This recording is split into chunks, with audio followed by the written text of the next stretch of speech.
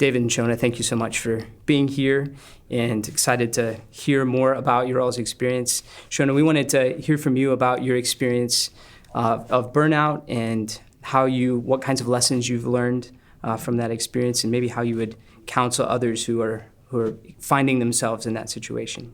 Well, in 2003, I lost my Christian joy.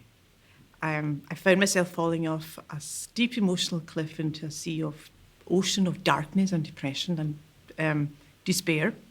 I'd gone from a strong, multitasking, homeschooling mom, pastor's wife, working as part-time as a doctor, to a broken shell, a major crash, no joy left, just sadness and despair. But the question arises, well, how did that happen? And to give you a little bit of the background, I'd been a Christian since I was very young. I don't know the exact date. I struggled, though, a lot with assurance in my young years, teen years. But I'd got to a kind of established state where I felt more of the joy of the Lord. I had assurance and I wanted to be spent in the Lord's service. I was very conscientious. And my personality was also very determined, very focused. I'd gone to med school. I focused on studies, routine, discipline. And all I had to worry about was myself. So I could work really hard, but I could relax too because of no other responsibilities. But things were building up in my life. And the other thing that was very significant is that I wasn't someone who would ask for help. I always had this view that, everyone's busy. I didn't want to bother other people. I also had unrealistic expectations of myself, way beyond what God has or God did have. I thought I was responsible for everyone and everything that came into my radar, not just partially, but 100%. If you're needy and you need help, I can help. And it was ultimate total responsibility for areas and things that God never expected me to have. When I got into my 30s, I was then married, pastor's wife, working part-time at night as a doctor, not catching up on sleep the next day adequately. I had a 7-year-old boy, a 5-year-old, and an 18-month-old little girl. I'd started homeschooling. I'd done it for a year. And again, I was very focused. I was very focused on their spiritual well-being, took responsibility for, as well as David, but my children's salvation was ultimate. And I almost measured everything minute by minute with a thermometer, if you like, which is very unhealthy. I became, we'd just gone through a 10-year church split, a church debacle, if you like, which culminated in a church split in 2000. And that left a massive fallout, like a nuclear fallout. It impacted the Free Church of Scotland throughout the country, families, friends, everyone was impacted. I thought I'd got through that very well, but hadn't anticipated the impact. I lived beside aging parents, felt responsible for them. 2 marriages of people very close to me in my life broke up, and they were Christians, and it was devastating to me. I'd never experienced that, and how does that happen to Christians? So at the same time, there was a lot of bad news in the world. The war on terror had begun. 2001, I remember watching Teletubbies with my little boys, and the World Trade Centers coming down. And at this particular time, I was swirling in a sea of pregnancy hormones. I was 4 months pregnant with my 4th child. And over a 4-month period, I began to go through an emotional decline where I became very sad and very tearful, beginning to feel isolated and detached, even from people who loved me, like David and my kids, like an island, like a cork bobbing in the ocean. God began to feel very far away. Physically, I began to feel, I lost my appetite, started losing weight. I started getting a lot of feelings of fear and terror, and a sense of a weight sitting on my chest, panic, anxiety, and inexplicable fear. I didn't know where it had come from. I knew I wasn't dying of anything physical because I understood panic attacks, but I hadn't really understood it. This is living terror.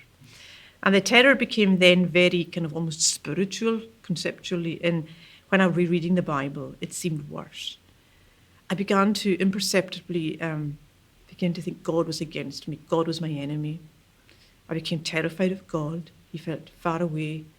I wondered, was I ever converted? Satan, I was terrified of him. When I read comforting things in the Bible, I would drive it all against myself. And anything that was condemning, that was me.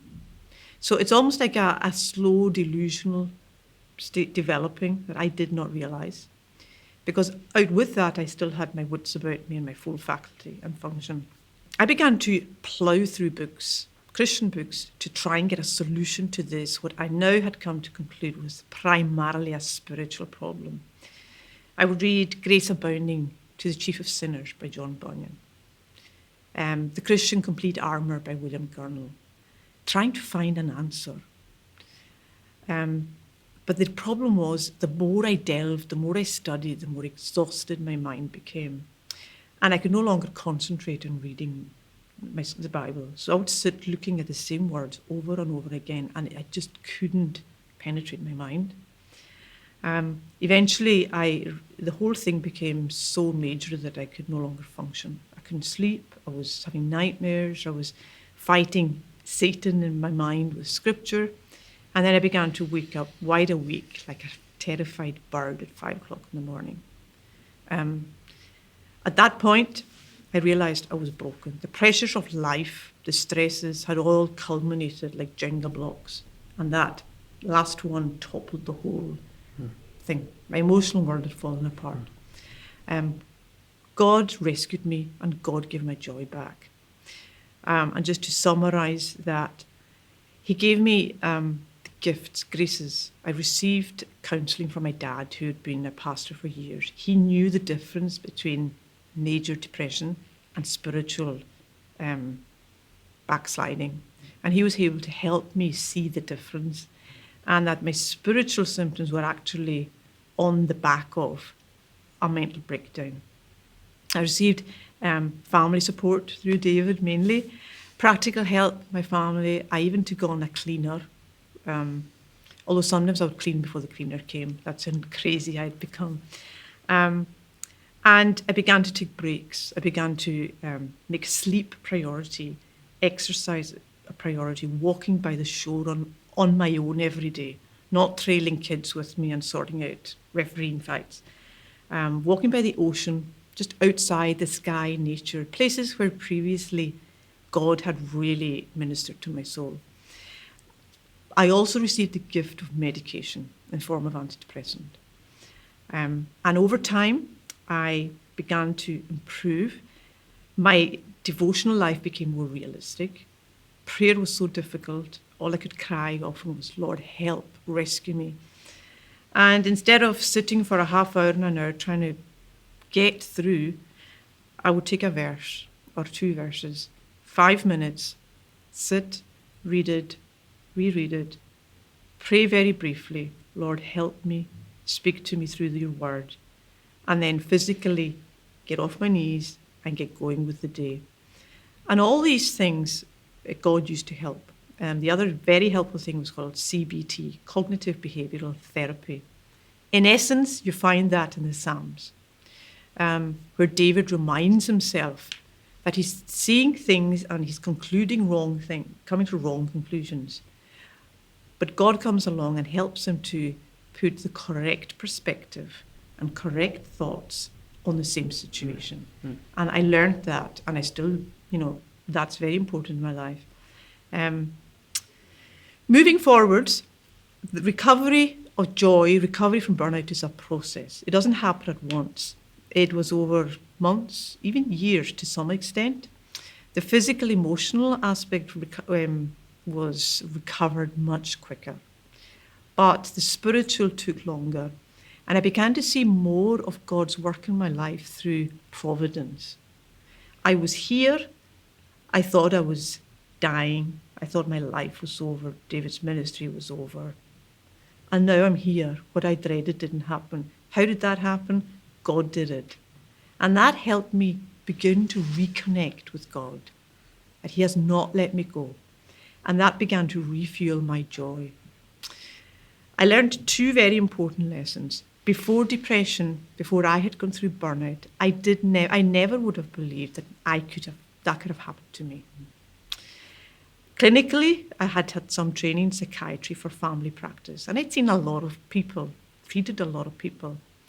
I never understood how bad it was and how deep it was. I guess I figured it was mainly genetic predisposition or depressive personalities or major life events. But what I discovered was I was a happy, outgoing, energetic, type A, lively Christian. I wanted to be spent in the Lord's service. And I literally imploded. And God taught me a big lesson. No one is strong enough to avoid some of the most common ailments that afflict human beings. Everyone can suffer burnout. Everyone can suffer depression.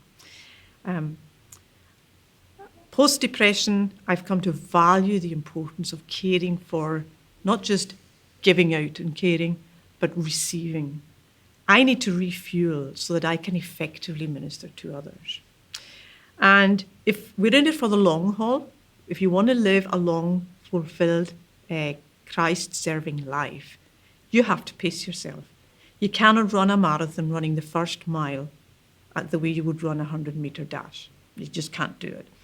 I learned, therefore, that God gives me graces, fuel that I have to receive every day, and particularly sleep, adequate sleep.